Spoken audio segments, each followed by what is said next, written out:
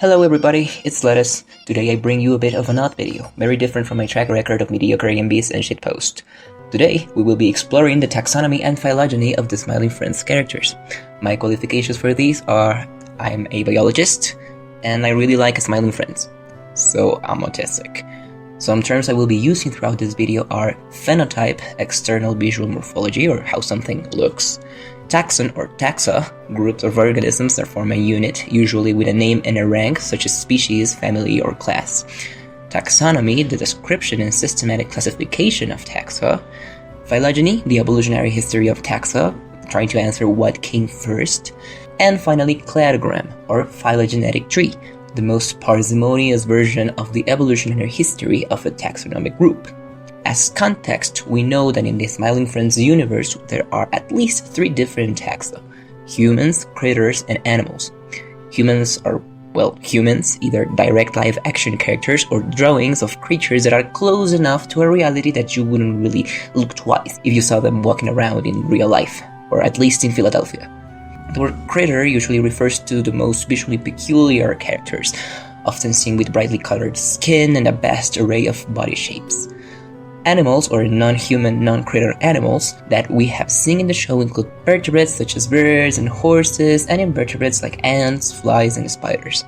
Now, although humans and animals seem to be fairly well-defined groups, critters are way too diverse to correspond to a single group. My hypothesis is that by analyzing the morphological traits of critters, we will be able to define more adequate in-group classification for all the species present in the Smiling Friends universe. I do not intend to reach a species level of specificity given that I do not have access to physical specimens. However, I think I can reach family level specificity with decent confidence. Additionally, I have excluded aliens from my analysis.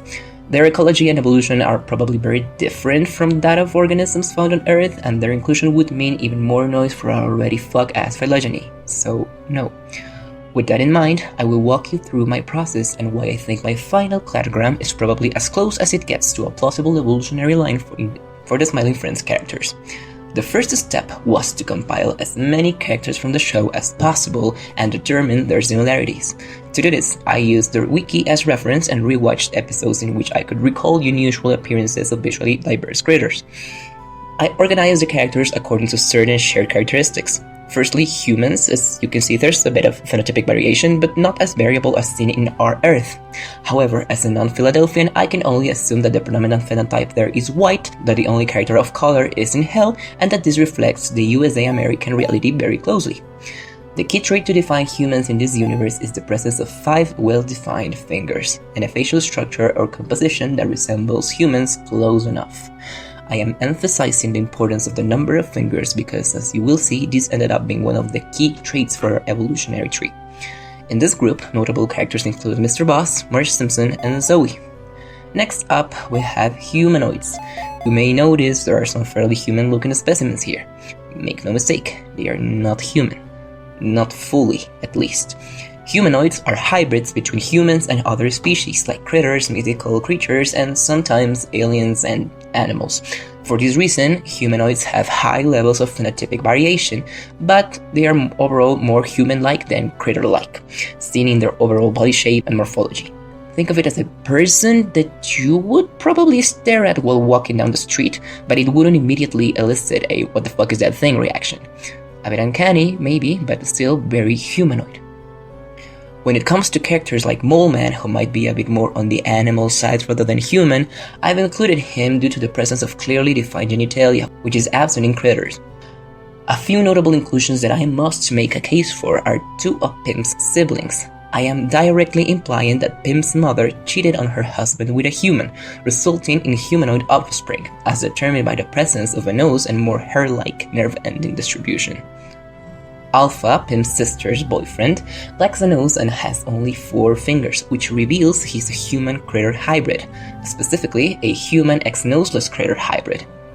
Dog Psychotic, on the other hand, although very human in appearance, is canonically a hybrid between a human and a spamoid, a group we will discuss later on, so he and his brother classify as humanoid rather than just human. Rex, the director guy with the spit fetish, The wizard and the health inspector also like the defining human trait of 5 fingers.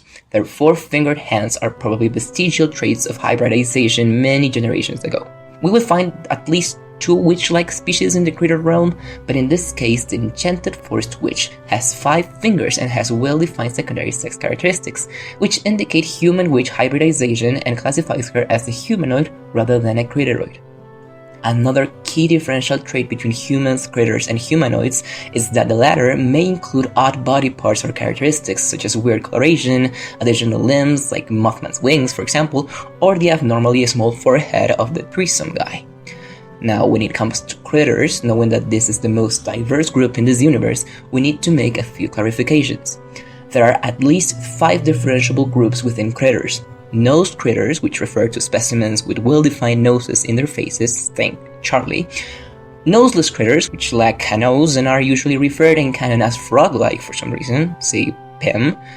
Polygon-based life, which are 3-dimensional specimens with extremely high phenotypic variation, and bidimensional life, with the subclass of spamoids, which are 2D but have remained isolated with very low gene flow in their populations, so their traits are discernible enough to be a different category.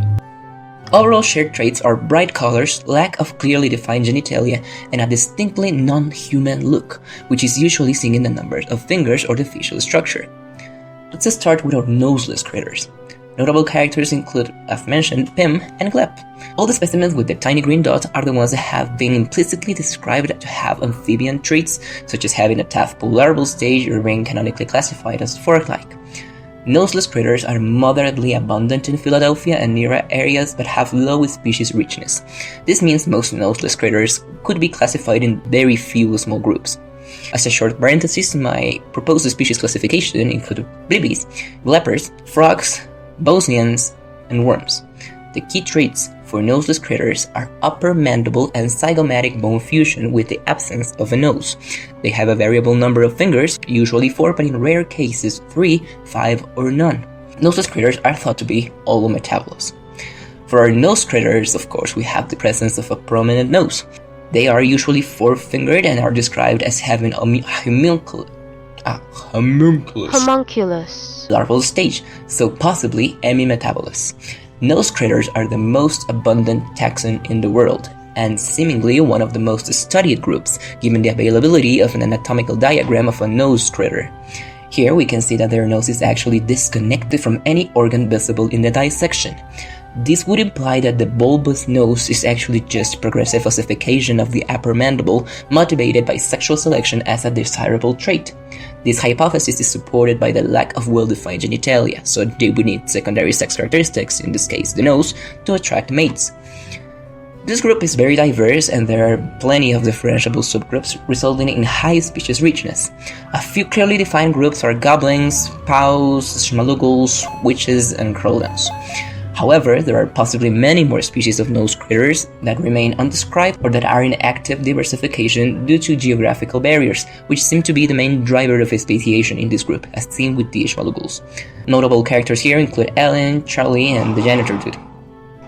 Now, for polygon-based life, from now on I will refer to them as polygonoids, we have a very interesting case of a dying taxon. They have very low abundance and a couple of endangered species, including all the members of the older polygonid clade, Wimbley, Calcroxia, and Mr. Millipede, the latter being already extinct in the wild.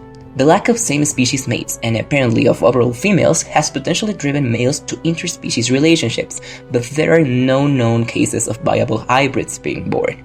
Noble species of polygonoids are still being found and have seemingly evolved a higher number of polygons, but still classify as vulnerable given the destruction of their natural habitats and a lack of scientific understanding of their physiology and needs. This includes Struggler and Silly Samuel, who also suffer social consequences for being one of the few remaining members of their taxonomic groups. For bidimensional life, from now on 2Ds, we need to discuss the differences of what I've defined as true 2Ds and spamoids. Just like Ashmaluguls, spamoids seem to have undergone speciation due to biogeographic isolation. They show high levels of phylopatry, meaning that very few members of the group leave their place of origin, with the exception being, for example, the twins that work with Salty back in Philadelphia. And they are probably eusocial, given their hierarchical structure and the multiple roles of Oscar in the community, as well as the apparently low consequences of endogamy within a spamtopia. However, the chaotic and glitchy nature of spamoids may indicate underlying issues related to their genetic and social isolation. Nonetheless, it is notable that many of Spamtopians awaiting execution with Pim and Mr. Boss in the future episode are distinctly non-pure spamoids. This might indicate that gene flow is present and hybridization can happen, but is socially punished. True 2Ds, on the other hand, are probably the oldest clade for bidimensional life forms. There may have been plenty of other 2D species in the evolutionary history of both clades, given the extreme differences between groups, but there are too few 2D specimens to analyze any potential extinctions. 2Ds seem to be mostly migratory and are prone to hybridizing. They have a very well-defined mouth, and females can be almost humanoid in shape. It is unknown if there are any reported males of this group, which might imply these females are either ancestral princesses from spamoid-like colonies that migrated to other areas, or that there is some extreme sexual dimorphism going on and that the males of the species kind of look like swim. I find this group particularly fascinating, and there are many more questions rather than answers, but science cannot rely only on speculation, so we need to move on. Critteroids. Just like humanoids, this group is mostly comprised of hybrids, but in this case the resulting offspring ends up more visibly critter-like rather than animal-like or human-like. There are arthropod-like critteroids characterized by the presence of more than 2 limbs and or the ability to fly, and object-like critteroids who seem to be wearing costumes or cosmetic camouflage similar to some real-life insects and crustaceans. I believe both of these groups may be one big invertebrate group, but given that we never see an object like Critteroid without its cosmetics, it is impossible to assure this with certainty.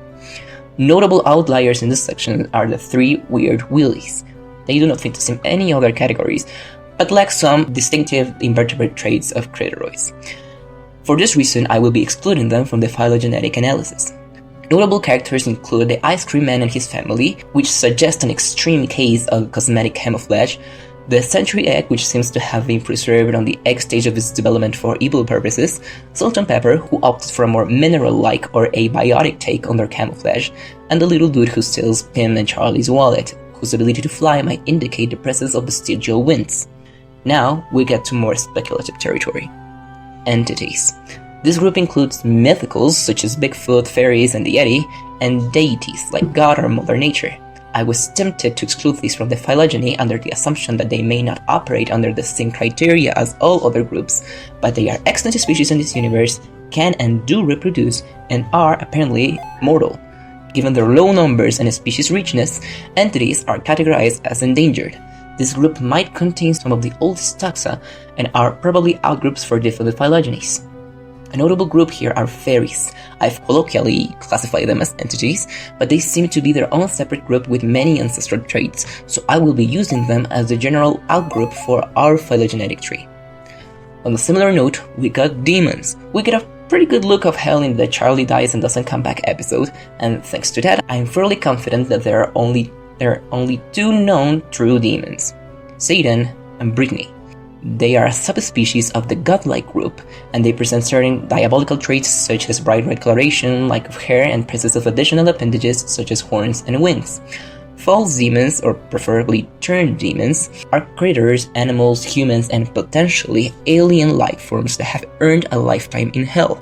A notable example of this phenomenon is Mr. Frog, who's canonically described as a demon, and thankfully we have clear insight into its lineage and ontogeny. We know that Father Frog is a humanoid, a hybrid between frog and human. Mama Frog, on the other hand, is visually identical to Mr. Frog in adulthood, meaning she's probably a demon too. The fact Mr. Frog was a viable hybrid between a demon and a humanoid implies there is a shared genetic component that allows for its compatibility with life. Frogness. Frogs that sin and go to hell become Mr. Frog-like turned demons. Another notable example is Charlie's grandma. However, since she underwent 0 physical transformation when going to hell, she was added to the Nose Critters Compendium. All species are philopatric and tend to leave hell only in very particular occasions, with the exception of the undead pirates, who are trapped outside of the underworld to torture Ellen. They live rather long lives, but are clearly mortal. Trained demons can seemingly repent and return to the cycle of samsara. Next up, we got common Earth-like animals. We got vertebrates with at least 4 different taxa, I know I'm missing some, and invertebrates with at least 6 different taxa. This group is relevant because some species seem to have more advanced cognition than their IRL counterparts, and perhaps for this reason, they are frequent sources of hybridization with critters and humans. And I don't want to think about that for more than strictly necessary, so let's move on. Finally, we got the Miscellaneous category, for living organisms that do not fit any of the aforementioned categories. We got the alien from the TV, which is doubly excluded by the fact of being an alien or potentially artificial, the psychotic homunculus, which is artificial, a demonic parasite, and a plant, which are outgroups from the hell ecosystem, grease, who is quite literally just grease, and the snowman, who's an artificial life form obtained by a radioactive manipulation. Grease might be a similar case given the amount of dangerous toxins present in salties. None of these count because there are no evolutionary lines that could explain them, and or they are not part of the ecosystems that we are currently analyzing. That was step 1. So with these new categories, we can actually work our way towards a family level taxonomy. Let's look into our ranks. For the domain, we are obviously working with Eukarya, the kingdom Animalia, and with phylum, here we find a bifurcation. We got vertebrates and invertebrates. From now on, we are full-blown speculative biology, so don't expect any real-world accurate ranks. For our vertebrates, we got classes Critters and Amniota, orders for the critter class Nosed, Noseless, 2D and 3D, and for the amniotes, Perissodactyla, Rodentia, Primates, and Anura. Finally, for the families, which are the categories that we will be working with in our cladogram, we find horse, bird, deity-like entity, ancient polygonoid, Bachman, centaur, critterman, polyman, frogman, frog, human, moleman, mythical entity, nose critter, noseless critter, novel polygonoid, spamoid, true 2D, true demons, witchman, and wizardman. For the phylum of invertebrates, aka our arthropods, we find for classes, critters, insecta, and arachnida. For orders, find invertebrate Critteroids, Pteroptera, Diptera, Hymenoptera, and Araneae. For our families, ant, spider, arthropod-like Critteroid, object-like Critteroid, fairy, and fly. With all of that out of the way, we can actually get to building our cladogram. To start, we need to create a table of traits and organisms. For this, I used 28 traits for the 27 aforementioned clades, which include the number of eyes, fingers, presence or absence of nose, exposed nerve endings, hair, wings, exoskeleton, and or claws, and type of development / metamorphosis. This is our table. The ones mean that the trait is present in the group, while the zeros mean absence. With this information, I used RStudio to run a cladogram with the packages ape and farngorn. I created a character matrix, organized the taxa, and chose the outgroup, in this case the fairies. This leads us to our great reveal, our cladogram. If you reached this point of the video and you only wanted to see silly trait classification of your favorite characters, you can leave now. Thank you for watching. However, if you want an extra dose of boring scientific explanations as to why I think this rather wacky cladogram actually works, you can stay. Full disclosure, I'm pulling most of these explanations out of my ass. Our cladogram intends to follow maximum parsimony. This is a tree building criterion that intends to determine which evolutionary tree explains the observed character states with the fewest total trait changes. Homology is preferred over convergence, aka it's more possible for derived traits to share a common ancestor rather than one trait evolving multiple times independently. This, very importantly, does not mean that the tree is true. It only implies that this tree is the least complicated explanation given the data. However, I am also following the maximum laziness principle. This was the first tree I got, and thus the only one I'm showing. In phylogenetics, the outgroup is the furthermost ancestral clade, the closest one to the last universal common ancestor of all taxa. In our case, fairies hold a few ancestral traits such as only one eye instead of two, a lack of nose, undefined genitalia, hemimetabolism, 4 limbs with no fingers, no hair, and shows minimal anatomical specialization. From a phylogenetic standpoint, the fairy group shares no major synapomorphies or shared traits within the in-group, which means its traits are mostly plesiomorphic or ancestral. This suggests that traits like 2 eyes, noses, complex limbs, and direct or amniote development evolved after the split from the fairy lineage. And on that topic, our first major split is the development of 2 eyes. Only one group other than fairies hold the one-eye trait, which are the spamoids. However, they are not that closely related to fairies, and this might be because the one-eye trait is the recessive trait that remanifested on spamoids due to endogamy. All other in-group taxa share the two-eye trait. Then we get an early divergence with arthropod-like organisms, who share the synapomorphic exoskeleton, hemimetabolous development, claws, and occasionally wings. Spiders, ants, and flies are one subgroup, object-likes another one, which are the closest ancestral Critteroid, and finally arthropod-likes another subgroup due to the homoplasy or independent evolution of a nose. Then we see a transition to endoskeleton or humanoid forms, with the loss of exoskeleton, the evolution of direct development, and a few clades later, the appearance of the hair trait. In this division, we find the nosed clade, which sustained the nose trait from arthropod-likes. We can also find the amphibian-like cluster, with frog plus frog x-human hybrids, which are sister clades. Another relevant cluster is the 2Ds and the noseless critters, which share the zygomandible fusion and the exposed nerve endings. After a few clades that I'm skipping because I don't know what the fuck is going on with them, we get the penis cluster. These are all taxa that share the presence of defined genitalia, including true demons, all x-human hybrids, birds, medicals, humans, horses, and centaurs, which are sister clades, among others. When in doubt, if the character wears pants and are not a critter, they probably have a penis. And that would be all for our taxonomic and phylogenetic analysis of the smiling friends. Once again, thank you for watching, in this case until the end, and I hope you enjoyed the video.